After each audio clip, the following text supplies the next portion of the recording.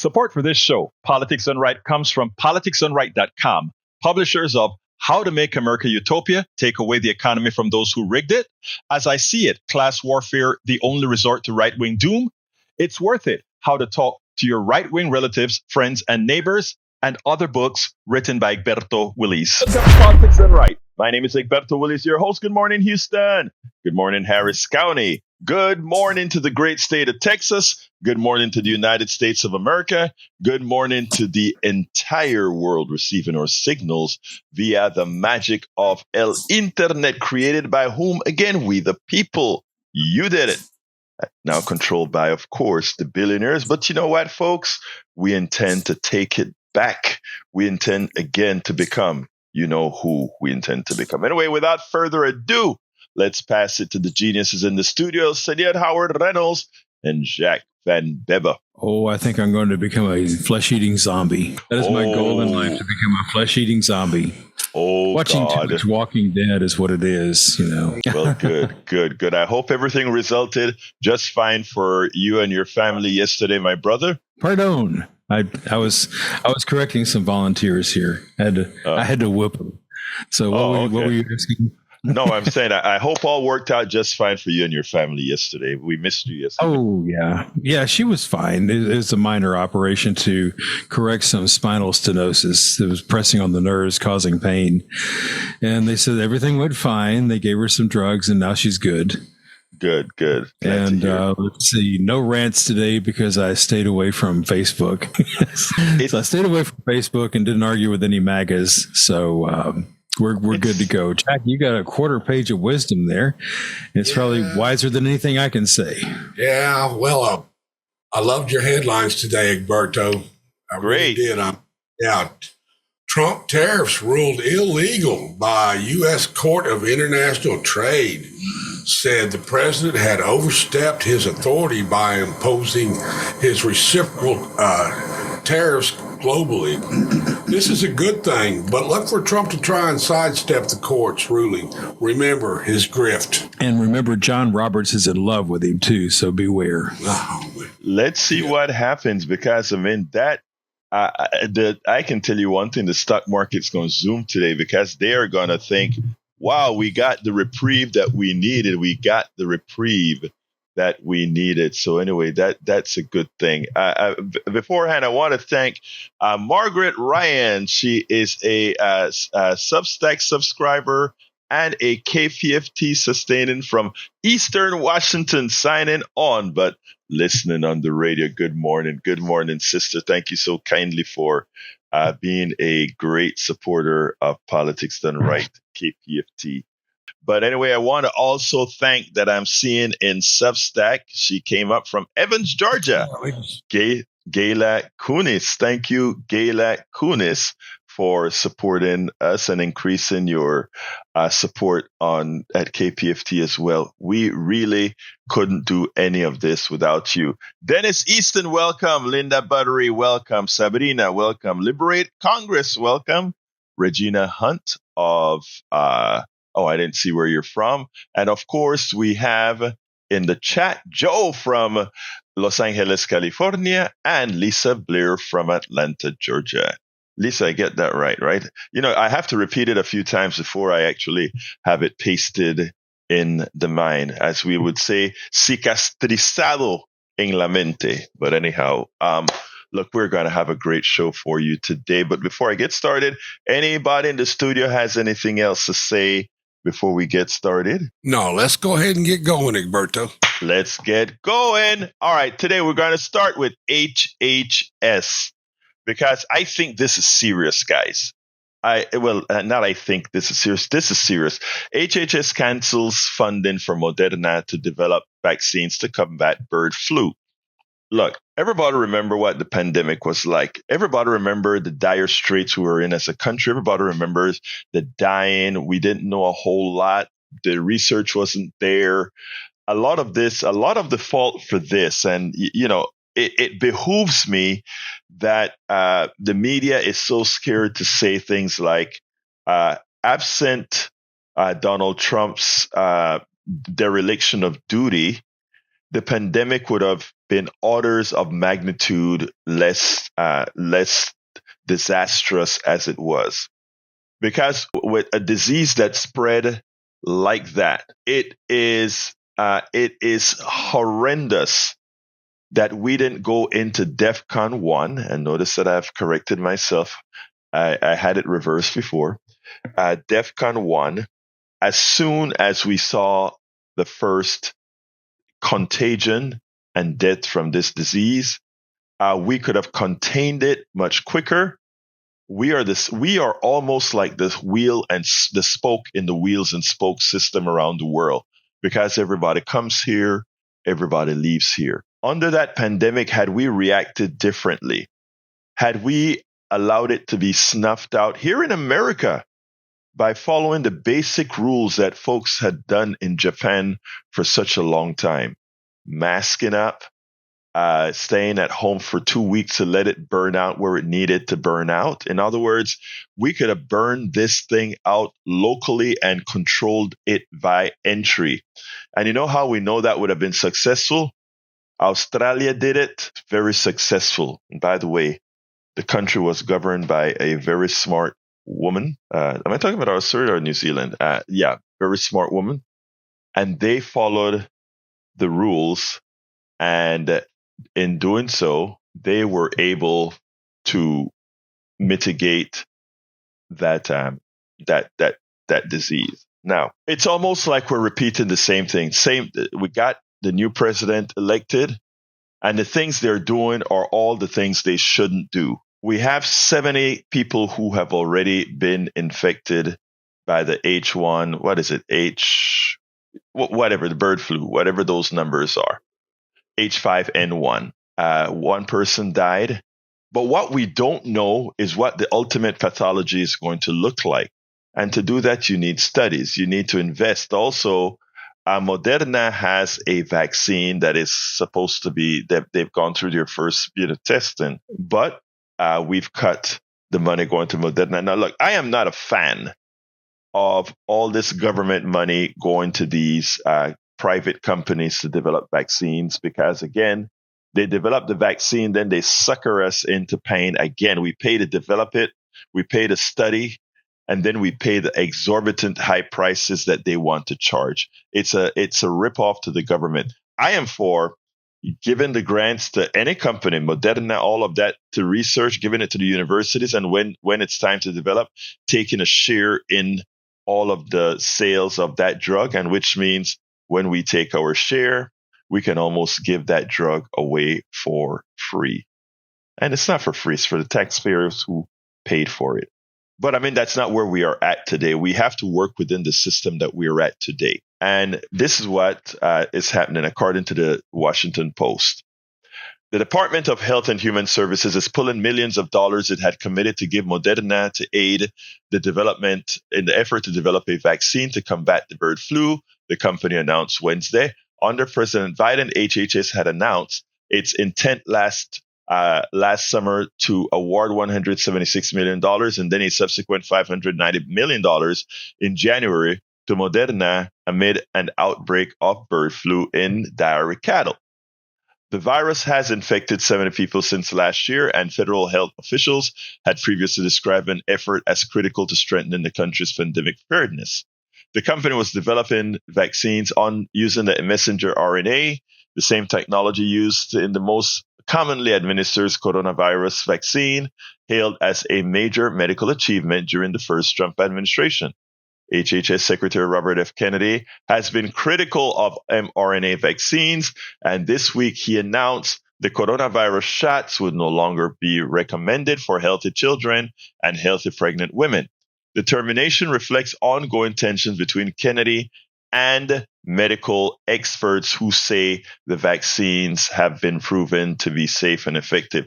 And that's a critical sentence here, folks. The termination reflects ongoing tensions between Kennedy, a quack, and medical experts. So our government now is giving advice to the rest of the medical societies, not from the people not from medical experts, but from Kennedy a known quack conspiracy theorist. This is where we are at as a country, folks. Hegseth, Defense Secretary, a complete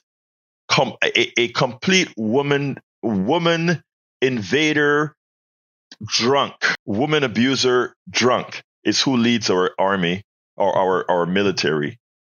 And we have this quack in HHS, two of our most important defense, one defense from viruses and bacteria, the other one defense for the country physically. Those, I find it amazing when people talk about DEI, and all these kinds of things, right? When at the same time you have a Kennedy and a Hegseth in this administration. And the competent ones in the administration are the ones that folks would have been accused of being DEI hires, not understanding what DEI actually means.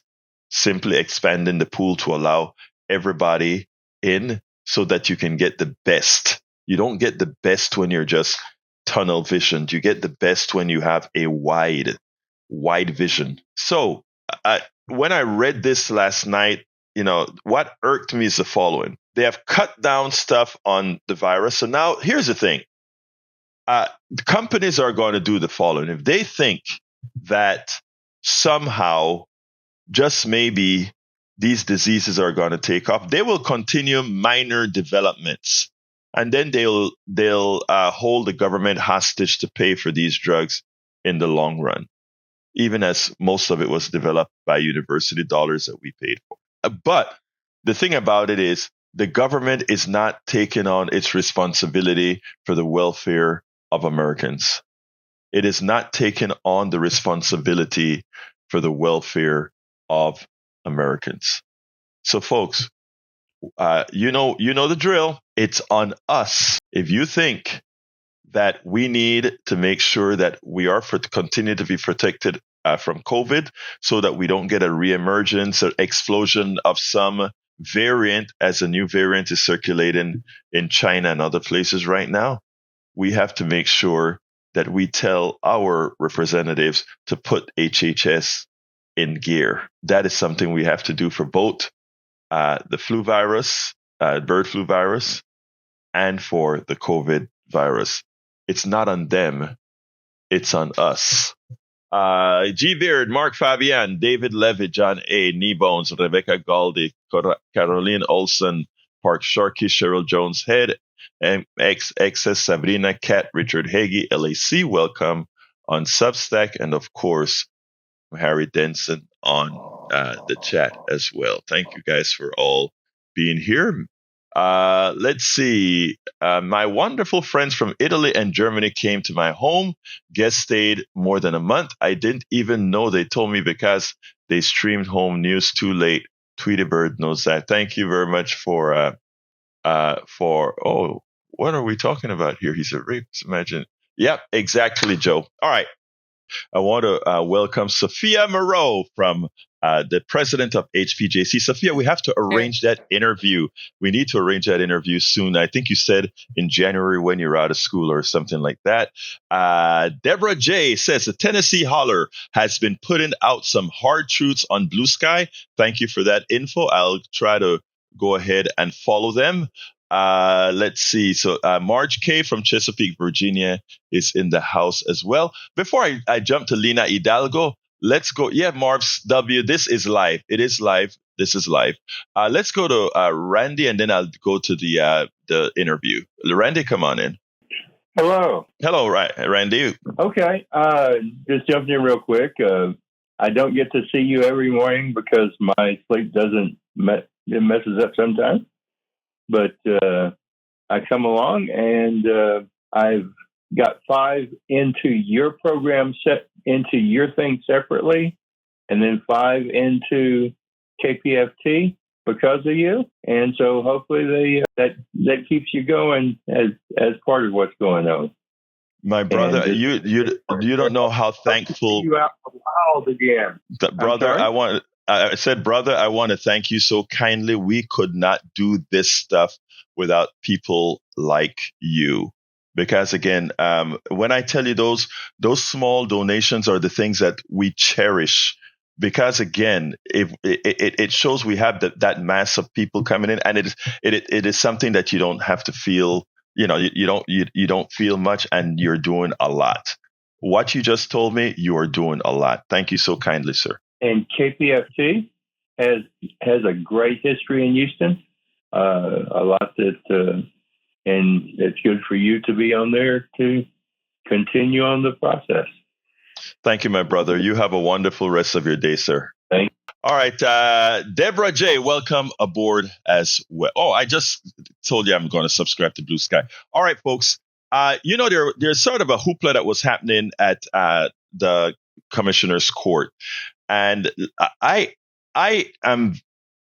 Lina Hidalgo is the executive of Harris County. She's the highest ranking politician in the Harris County. And she was the youngest one ever elected to that position. Also, she's a Latina and she is an immigrant. A great representative of the sopa, the soup, the sauce, la salsa that is Houston. We are of all places. And I do believe that often she has to, the thing, every woman that's listening to me right now, know the hoops that you have to go around or go handle in a man's world, because it's still a man's world. We need to change that. I'm trying to do my part. I have changed, but I think it is important that those of us that understand the truths, atone for the truths. Atone for, how we used to feel, etc. But also, more importantly, elevate those that should have been elevated from inception. That little speech I just said, because again, I feel I can't express a lot of the upset that I have when I see injustices, when I see folks not judged by their character and ability, but when folks use politics to do the wrong things. But anyhow, I think you'll see some of what I'm saying with this interview that I did yesterday with Lina Hidalgo. It's only a fraction of the interview because we're in Fund Drive. So check it out, and then we'll take it on the other side. We are honored today to have Judge Lina Hidalgo. Judge Lina Hidalgo leads Harris County, the nation's third largest county. Judge Lina Hidalgo, welcome to Politics Done Right. How are you doing today, my friend? I'm doing well. I'm excited to be back. Well, look, thank you for being here. First of all, because of the purposeful lacking of education about our government, too many do not understand the difference between federal, state, county, or city governments and the respective independent and overlapping roles. So what does Commissioner's Court do? And as the leader of Commissioner's Court, what's your responsibility? Yeah, so Commissioner's Court is the county's governing body. And so it is a board that's comprised of 5 members. 4 county commissioners that each have their precinct, their district, and the county judge. I serve at large. All of us, each of us is elected. They're in their districts. I'm elected across all of Harris County. And our primary duty is to manage the budget. And so that's why this budget season has been particularly impactful for me, because there are some specific budget issues. So anyway, so that's the primary responsibility. We, as the county, we fund and are responsible for public libraries, for flood control in bayous and channels, the flood control district, the public hospital system, roads and bridges infrastructure in unincorporated areas of Harris County. So areas where there is no city at all. Think Cypress, for example, right? Cypress is not a city. And then I, as county judge, the title is a misnomer. I'm really the county executive. And a part of my responsibility is as Director of Homeland Security and Emergency Management for Harris County. Recently, what came up in the Commissioner's Court was to find money to increase the pay of your deputies. That was $142 million. Of course, there's already a deficit of $130 million, and you voted what I think is a justifiable vote against it. Tell me where you're going to get the money with ensuring you're not going to affect necessary programs. Show me where you're going to get the money. Otherwise, it's fiscally responsible to vote for a $142 million raise. Explain to me, how can one try to appropriate that which isn't there? Right. And that's the point, is our deputies deserve a raise and need a raise. For one, we want to recruit and retain the best people for the safety of the community, for their safety. And also, we want to make sure that we're not training deputies and then let them go because they learn here the best practices and then go work somewhere else that pays more, be it a city within Harris County, a neighboring county, you name it. And so, so we know we need to give them a raise. And of course, that's something I want to do. But the question is, this $140 million, we don't have it. It would be a deficit, and that's on top of the $130 million deficit you mentioned. So what my colleagues have done, a majority of the court, is to commit the county to a $270 million deficit without saying where that money is going to come from. And, when we talk about it, it sounds like it's just an everyday occurrence. It's sort of normalizing to just throw around these numbers. But this is not normal. I don't know that the county has ever been in this kind of a situation. It's certainly not the county that I inherited or have been managing. And it's very disappointing for me to see that, as soon as we have a supermajority of Democrats on Commissioners Court, we're the ones, certainly exempt myself from the statement, I think rightfully, steering the county into a problematic financial situation. So where do you get the money from? I think it's putting the cart before the horse to commit without pointing out where the cuts are going to be, because the community deserves to know what the trade-offs are so that they can come and speak at Commissioners Court and voice their opinion on that vote before we take it. And so that needs to be step one. And then, if those cuts are too severe, too detrimental to the day-to-day services, which frankly, I think they probably would be, because we've already done efficiency studies. We just don't have that much fat to cut. Then it's a question of asking the voters whether they would like to cover, they'd be willing to cover that increase via their tax dollars. And so we had an opportunity to do that last year. And so before we hit this major deficit, I wanted to go to the voters and just say, look, the deputies need a raise. Where do you stand on this? And if, of course, if they voted no, then we know, okay, well, we got to go to the trade-offs. And I couldn't get support to put it on the ballot. So, for me, it's been, it's really tough to watch. And I think, the similarities between that, what the city of Houston is doing, and then what the Trump administration is doing is so frustrating. It almost feels like we have the GOP 3 in the Commissioners Court, as opposed to, having four Democrats and one Republican. I am so glad that you framed that the way you framed it. Democracy. There is a $270 billion shortage. County, what do you want to do about it? We've gone through efficiency studies. You can't get blood out of water. Therefore, you have to decide. And by the way, one other thing that I want to stress here, deputies, our police are very important, but so are the people who clean your office, Judge. So are the people who keep the parks open. So everybody is deserving of a raise. And for us to cut everybody else in order to pay one particular segment of your employees, if you will, I think is patently unfair. And as you've mentioned, it's something that would be expected of other parties. So when I saw Garcia and Briones vote in favor of fiscal irresponsibility, it's one of the reasons I also contacted you, for many other reasons, of course, but one of the other reasons that I contacted you. So I think it is important that this message goes out there. The truth of the matter is, in this county and in this country, Democrats, by design and by policy have always been the ones that are fiscally responsible, even as the propaganda doesn't say that. Just want to point that out specifically.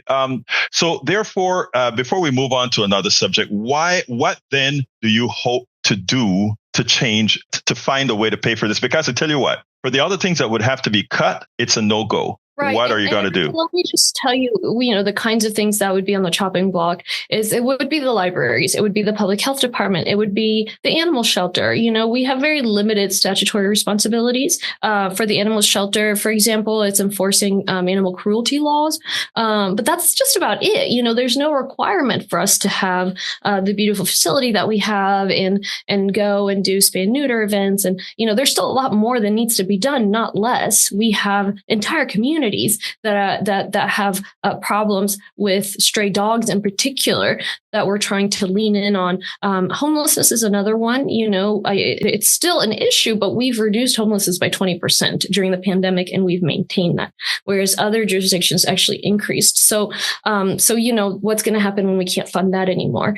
And people point to the city. The mayor is saving all this money, and he's not raising taxes. And I would point people to the document that Controller Chris Hollins released recently, and it's really sort of calling the question the way I'm doing of, okay, it sounds really nice what you're saying. Let's give raises, of course, but how are you going to pay for it? And don't just wave your hand and not answer. And what we're seeing on the part of the city, very similar, is the only way for them to be able to make those commitments, those funding commitments, is going to be to raise the water bill, is going to be to raise property taxes, is going to be to keep kicking the can down the road in terms of their pension commitments. So that just puts the city in a worse and worse financial situation.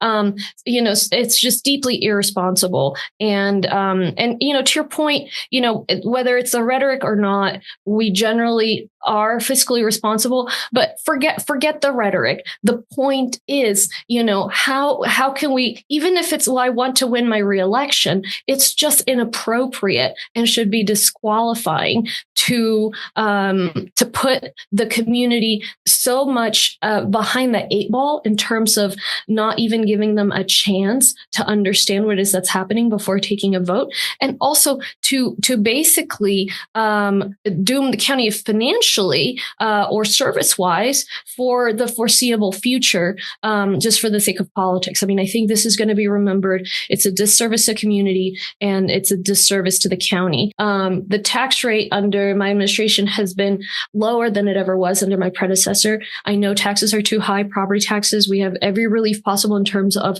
homestead exemptions, over 65 exemptions. And people need to remember that the reason property taxes are so high is partially it's the school district taxes. Judge, thank you so kindly for having been on Politics Done Right. Thank you. Thank you so much. All right, folks, there's a lot more to that interview that if you go to Politics Done Right, or rather, it's at politicsdoneright.com/newsletter. We discuss the trip to Paris. We discuss the change in having who's going to handle the Copa when they come in for the soccer. And we went into a whole lot of these other discussions. But remember, this woman is not funded by the good old boy contractors. Remember, this woman is not funded by, by all those externality, police unions, etc.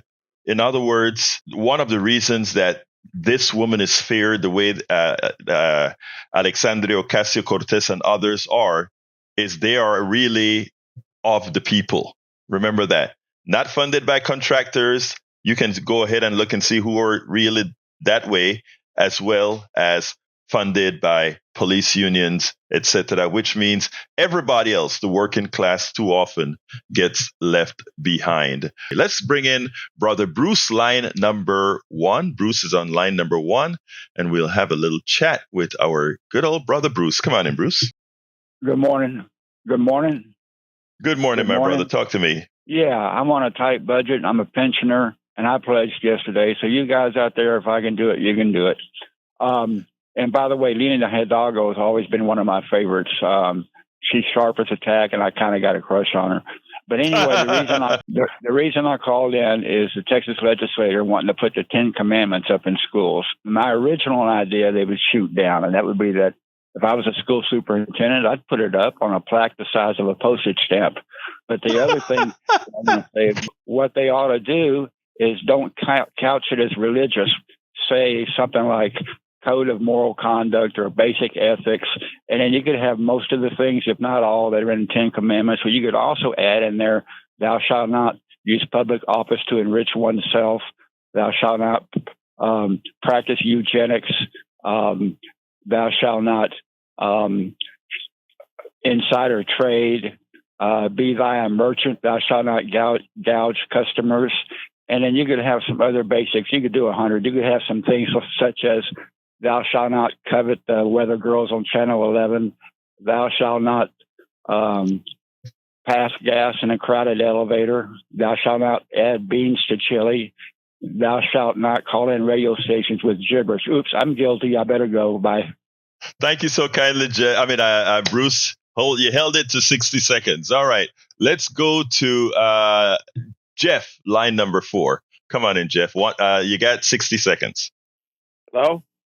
Yeah, go ahead, Jeff, line number 5. Yeah, I just was listening and I heard about the Lina Hidalgo interview, and then I heard your rebuttal on it.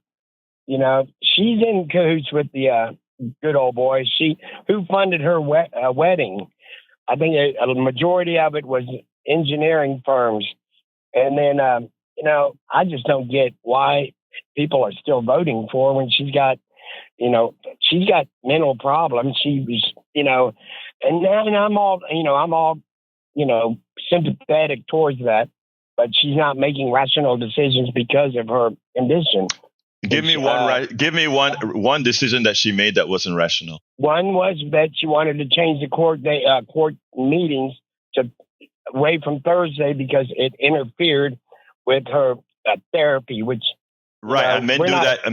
Men have been doing that all the time. Men, and by the way, a lot of these men have mental problems. We just don't, hold on, we don't call it mental problems. But men have been doing that all the time. They have been changing schedules to fit their own schedule for a long time. Why is it wrong for Lina Hidalgo to do what men have done all the time? Nobody talks about it. Just like her trip to Paris. Hold on, Jeff, hold on. The mayor has always gone to overseas on these missions that you paid for. Nobody said anything about it. She already has the money in the budget to do it, but she just wanted the affirmation, and they didn't support it. That is, to put it bluntly, the reason that she is having any sort of problem or three, because she's a woman, and also because she's young. And you know what the third is going to be. So my brother Jeff, I'm going to tell you that you're wearing colored glasses, and I respect you, but you're falling through how you were reared. This country has a problem with women leaders. This woman is a damn smart woman. I am not done. This woman is a smart woman, and not only is she smart, but she's doing nothing. She challenges quite a bit, but the only reason she's having problems is because she's not wearing a pants. Jeff, I got to go. Your 60 seconds is up. Let's go to Bart. Line number 2, Bart.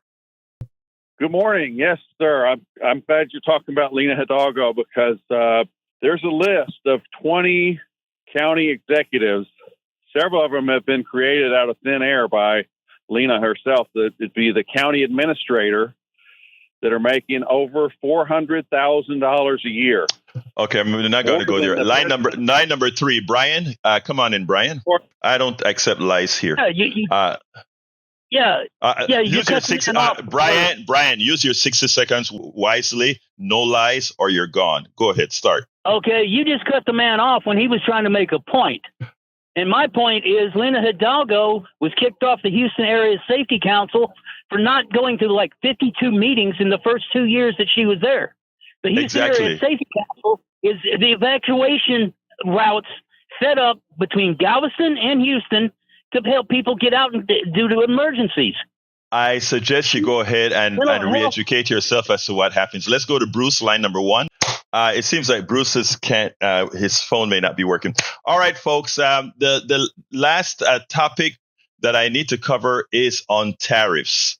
Last night, shockingly, well, it shouldn't be shocking because all of us know how to read a constitution, but the judges actually abided by the Constitution by pointing out that Donald Trump does not have the constitutional power to invoke tariffs as he did at all.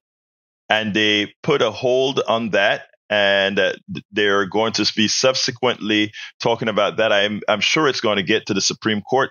But let me take Art, then I'll explain a few things about that judgment. I want to point out, or I want to give a shout out to Marbs SW, Billy Irwin from Summerwood, and Lee the Bearcat from Austin. Come on in, Art. Yeah, so my problem with your particular way of doing this show that we allow you to be on is that you allow bullying, you allow people to call each other out.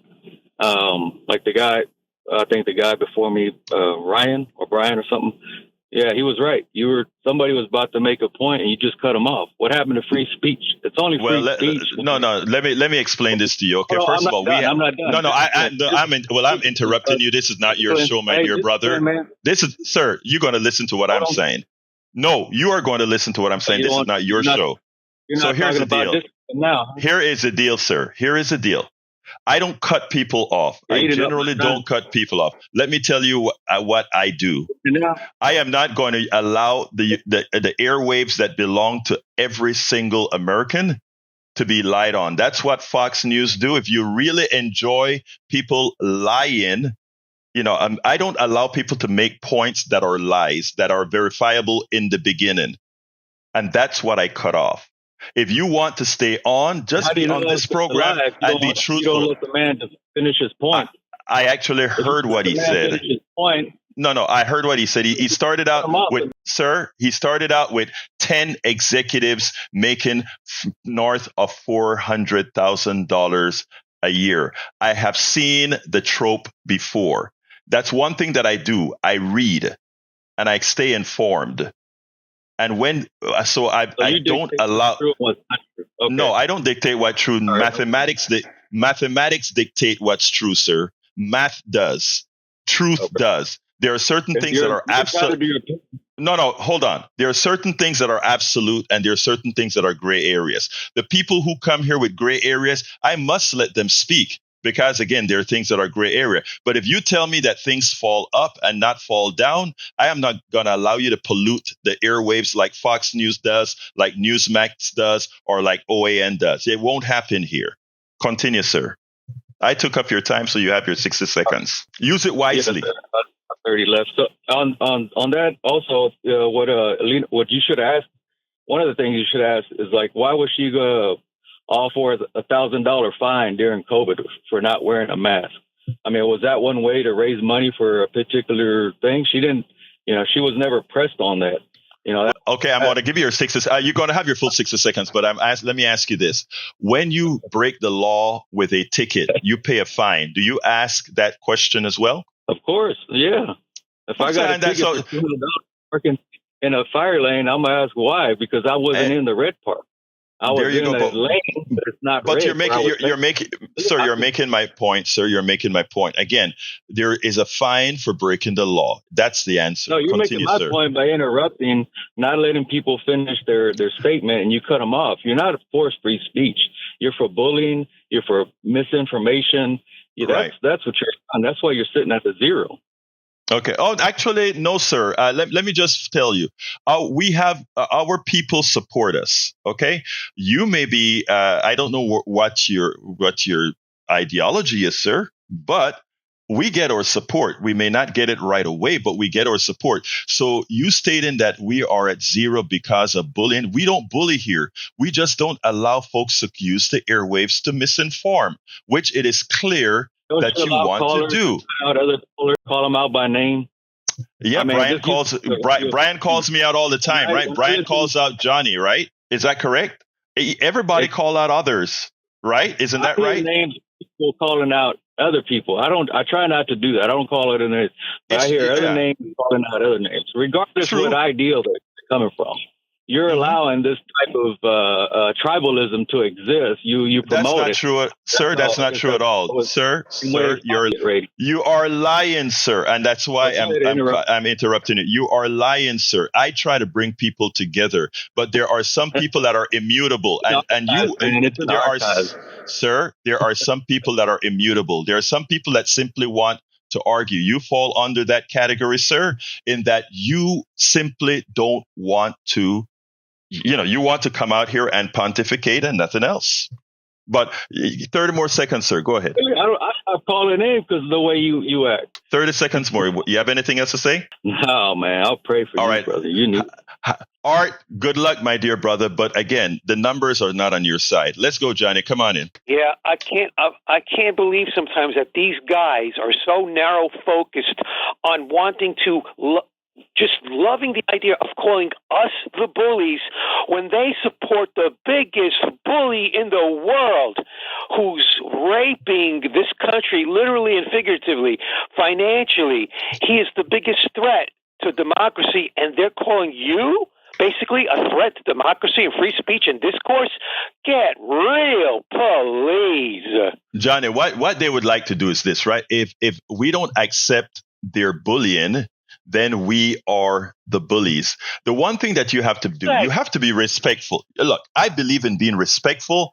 I am not going to allow the airwaves when I'm at the helm in this case, for people to put out bad information, because bad information has a way of sticking. And that is what has hurt this country. Fox News put out lies, and when they correct themselves, they put it out quietly. I am not going to allow the airwaves for that purpose. Continue, Johnny. And then I need to start pitching. They are the biggest Bell and Howells, the biggest projectors around. Before I tuned into you guys a few minutes ago, I was waking up listening Elise, stand by, okay? On NPR. She was interviewing this guy who's, I guess a Republican official, who's just going on and on with all these made-up reasons as to why democracy is on the decline around the world. None of the stuff he talked about was based in reality. The reality is, the reason why we're seeing this is because the ultra-right wing, the corporate industrial oligarchy in this country and their friends around the world are doing everything they can to influence, use their money on the power to pit people against each other, amongst other strategies. That's Johnny, why people seem You're right. Johnny, you're right. I think they have me till 7:05. I got to go pitch. I got to make a few dollars. We gave a good, complete show. But, brother, thank you for that. We'll talk tomorrow. Donald Trump stopped virtually all refugees from coming to the United States, right? I mean, after all, we are flooded and we don't have the judges to process those people that are looking for asylum or anything like that. But guess what? As reported by the New York Times, something fantastical has happened. Something great has happened. Trump officials seek to bring first white Afrikaners to U.S. as refugees next week. Who are Afrikaners? Afrikaners are the white settlers of South Africa who went and colonized South Africa, took people's lands and made it their own, and had these people living in a system called apartheid, where they had no rights in their own land of birth, in the lands that is of their own. That's who these people are. But anyhow, because of some changes within land ownership in that country, South Africans are screaming that the Afrikaners, which are the white South Africans, are screaming discrimination. Remember, these are the people who went into this land and started a process called apartheid,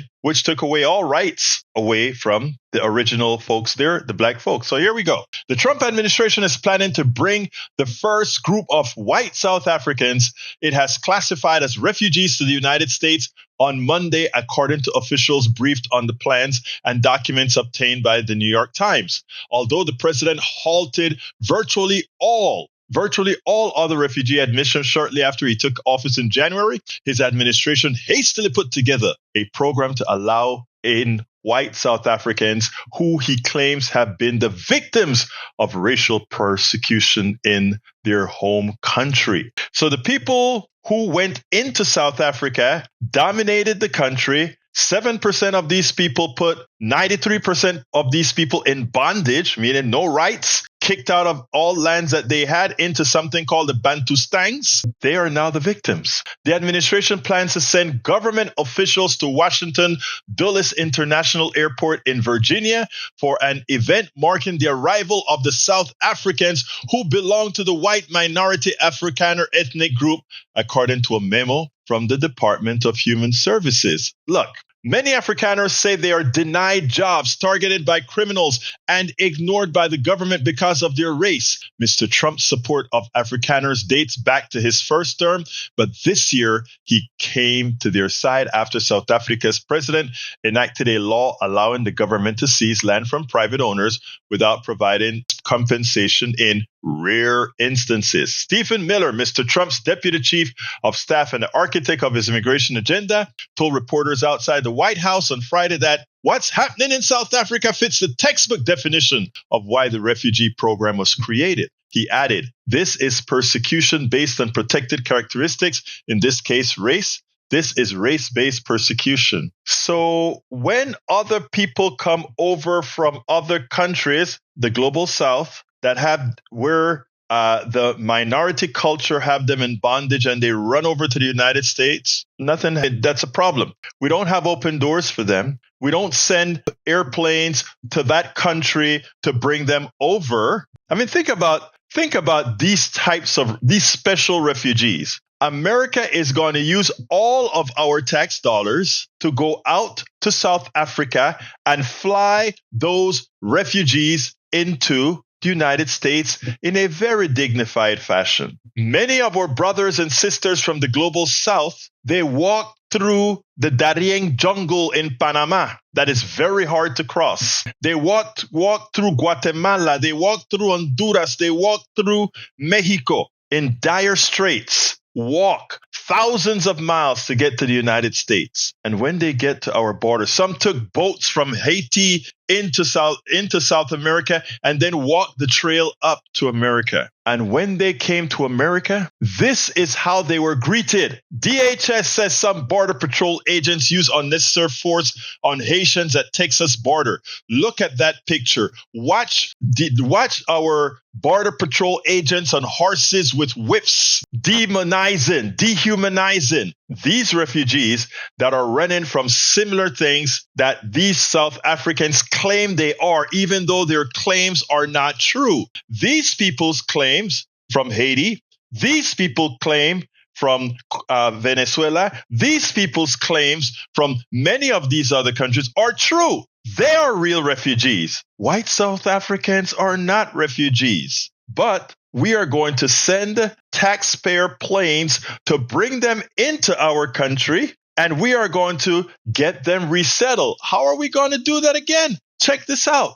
The resettlement of refugees is normally funded in large part by the State Department. But Mr. Trump suspended that program when he took office. But for the white South Afrikaners, so the administration will be relying on other agencies that has traditionally supported refugees. A refugee office in the Department of Health and Human Services. The office has been reaching out to organizations assisting refugees in the recent days to prepare them for the arrival of Afrikaners, according to a department memo by the Times. Special treatment. They're going to get the roses and the petals to come into our country. The Lever reported this week on the imminent arrival of Afrikaners in the United States, and the administration planned to use emergency refugee funds to assist them. The administration is preparing to help the Afrikaners find temporary or longer-term housing and basic home furnishings, essential household items, and cleaning supplies, according to the memo. The administration is also planning to help the Afrikaners secure groceries, weather-appropriate clothing, diapers, formula, hygiene products, and prepared phones that support the day-to-day well-being of households, the memo said. Wow. The Trump administration should be ashamed that these memos leak. But they wanted this memo to leak because they think there's a segment of the American population that is going to say, yes,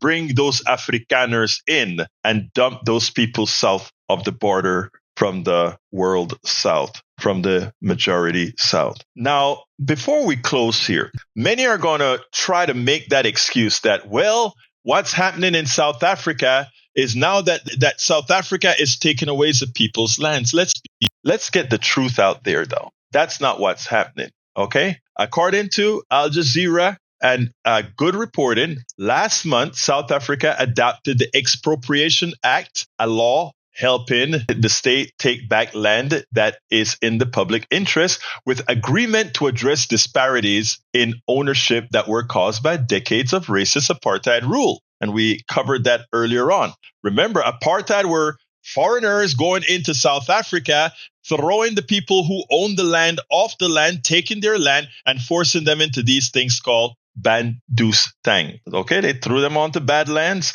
That's how we got places like Soweto and other places in South Africa. Ramaphosa defended the law, explaining that it serves to facilitate public access to land rather than act as of confiscation instrument. South Africa, like the United States of America and other countries, has always had expropriation laws that balance the need for public usage of land and the protection of rights of property owners. Ramaphosa, that's president, elaborated in a statement following Trump's statement. Now, the Expropriation Act was signed into law by Ramaphosa in January. It would make it easier for the state to expropriate some land with the aim of addressing racial disparities in ownership after apartheid in 1994.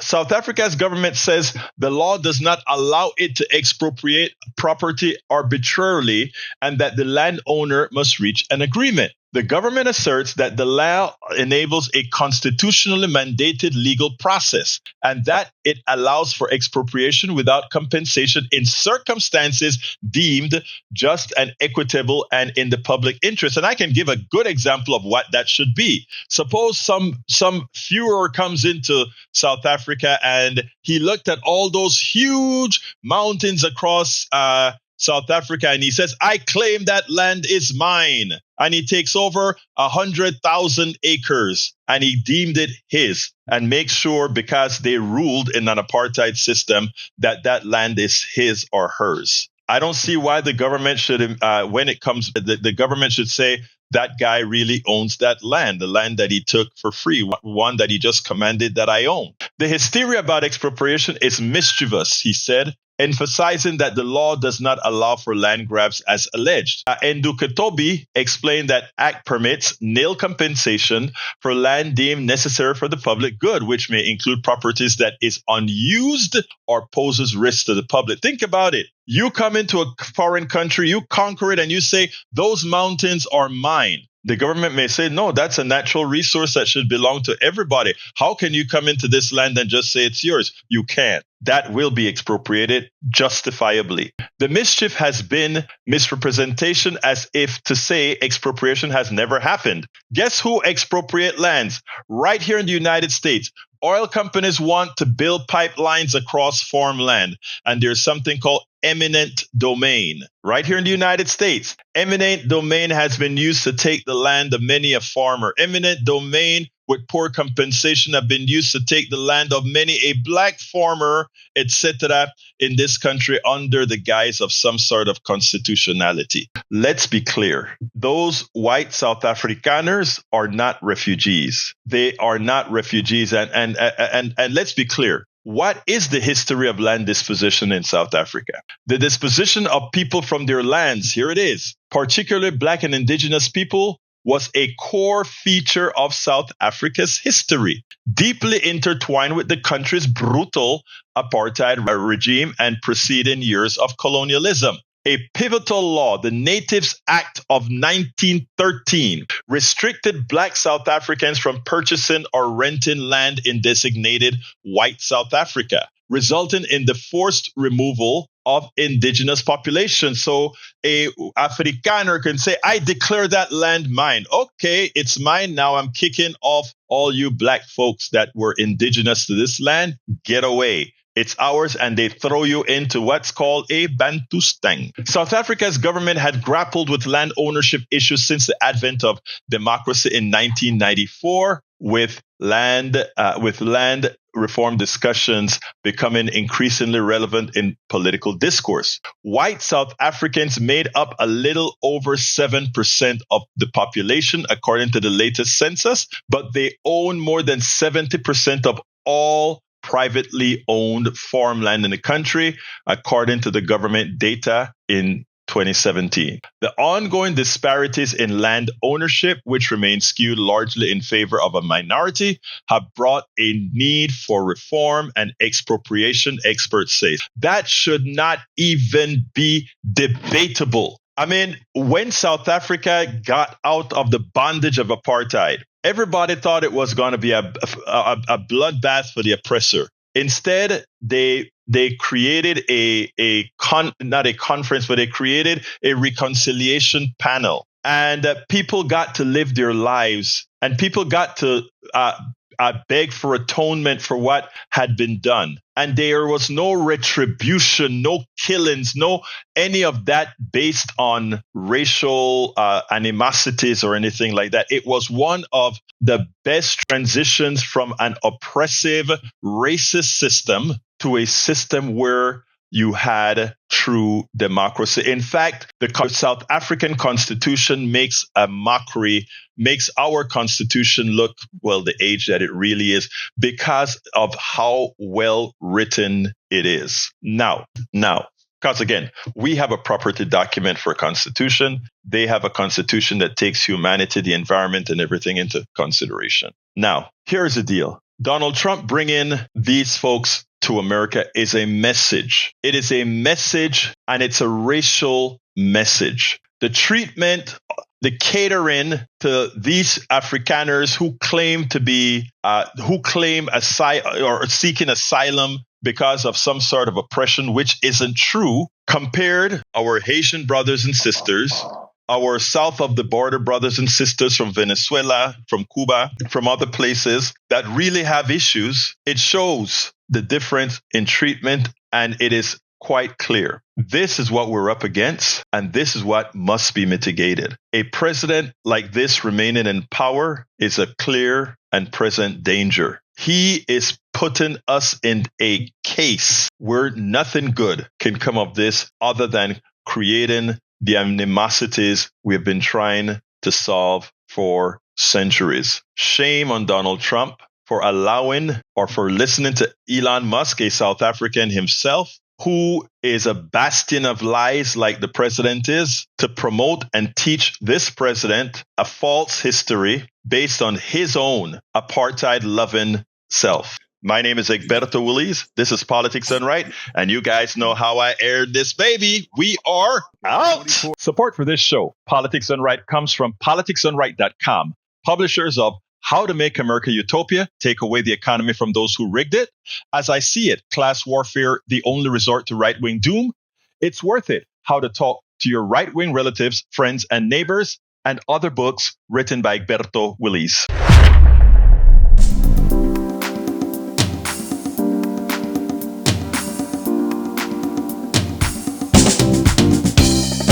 Welcome to Politics Done Right. I am your host, Egberto Willies.